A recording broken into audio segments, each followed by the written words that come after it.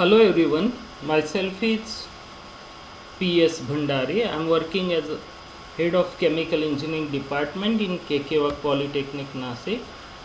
Today we are going to understand the concept of refractive index and its various application. What is refractive index?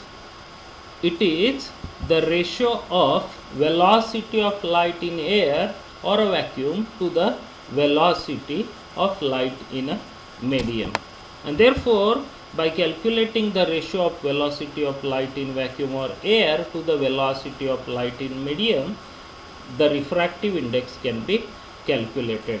The important thing is as the medium changes, the value of refractive index changes.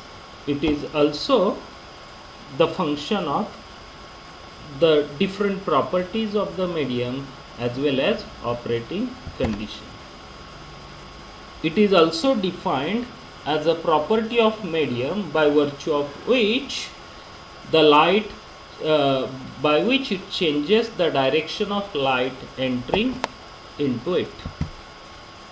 It is the ability to refract the light.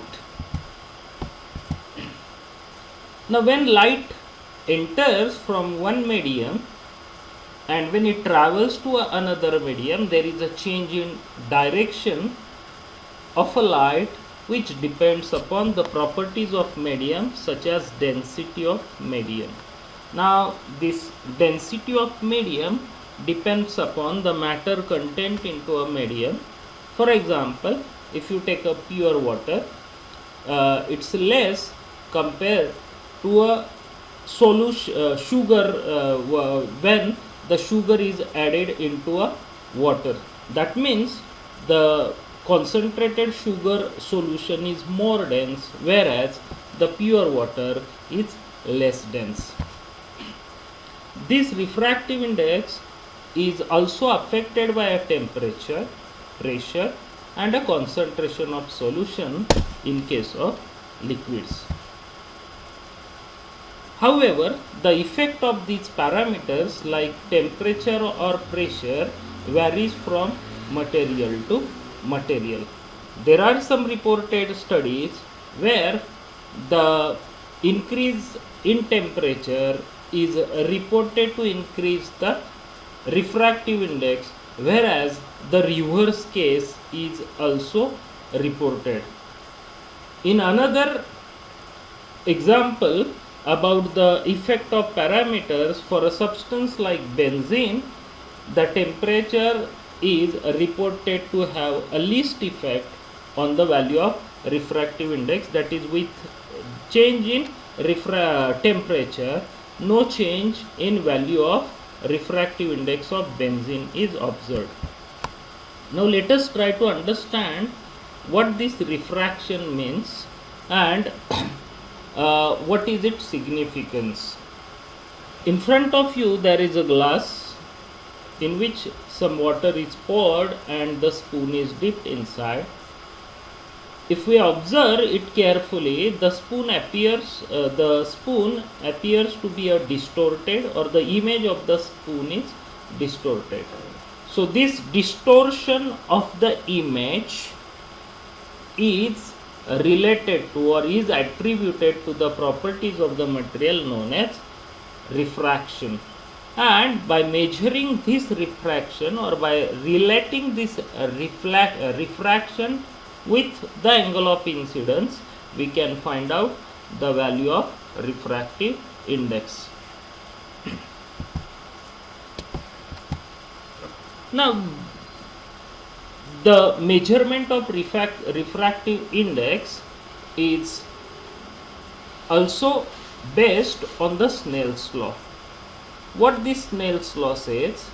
This Snell's law says that when the light travels from a lighter medium to a denser medium, the light gets refracted, whereas where the angle of refraction is less than angle of incidence.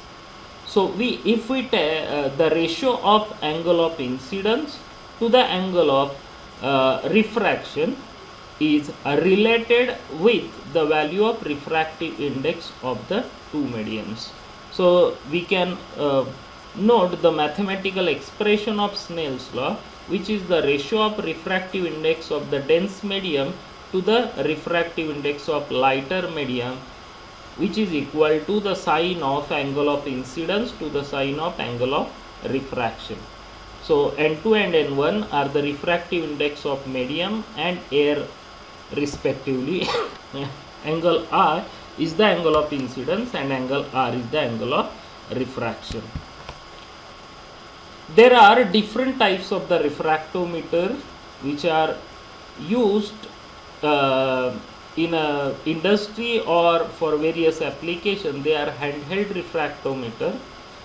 This is available in a two form, analog and digital.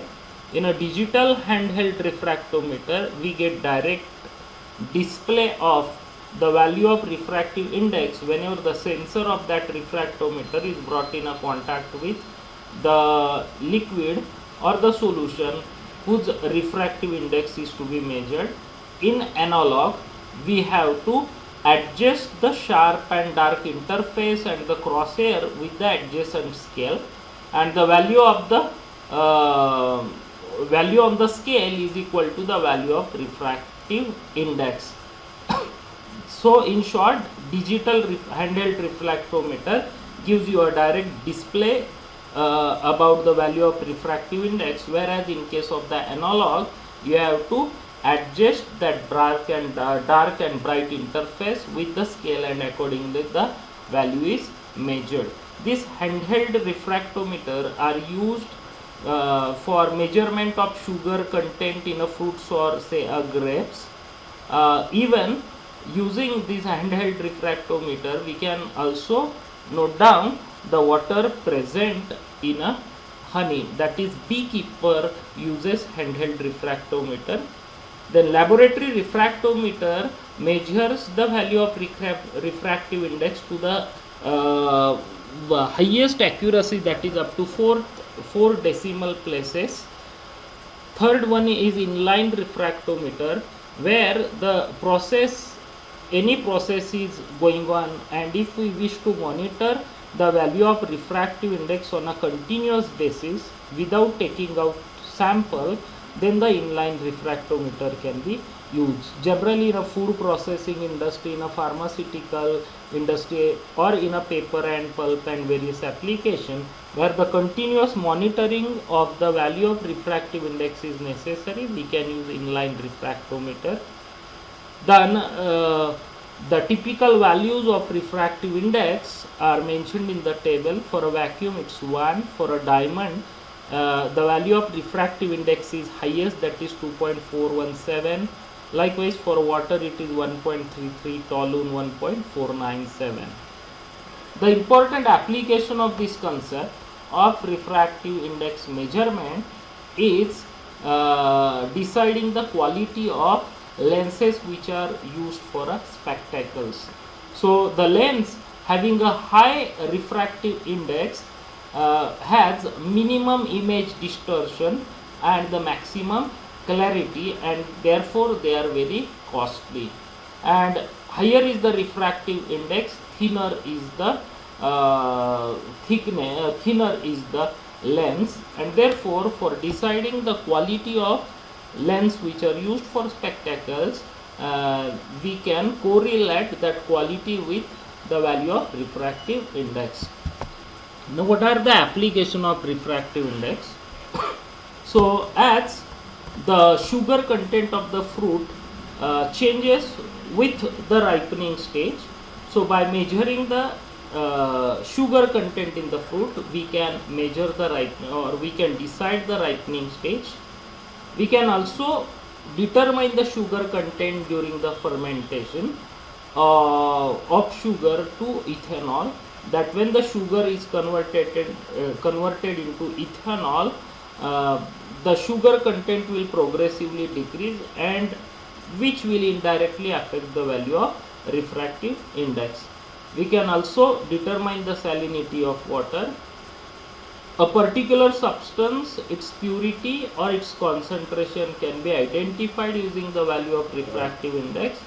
We can also determine the concentration of solution, and in case of the petroleum applications, the hydrocarbon content in the motor fuels can be determined by using the value of refractive index or by measuring the value of refractive index. These are the references which I have used for preparing this presentation. I hope you must have understood the concept of refractive index, what are its typical applications, and on what parameters it